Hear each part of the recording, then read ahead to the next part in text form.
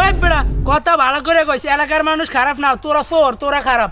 দুঃখের কথা কি কমু বাতিজা, এত টাকা খরচ করি হস্টস করলাম, এখন মাইনছে হাজি সাহেবও কয় না, দেখলে সালামও দেয় না। এলাকার মানুষজন বেটা সব বেয়াদ হয়ে গেছে। হ কাকা ঠিকই কইছেন, এলাকার মানুষ সব বেদ্য হয়ে গেছে।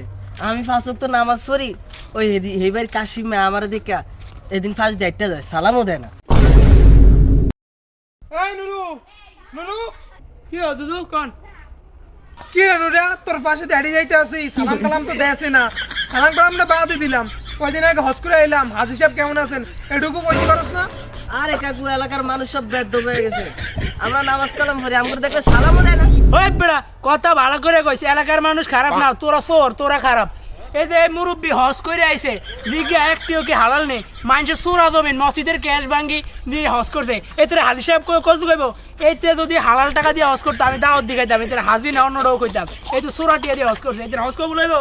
আবার বেড়া আইসব বাট সারি করতে কামের মধ্যে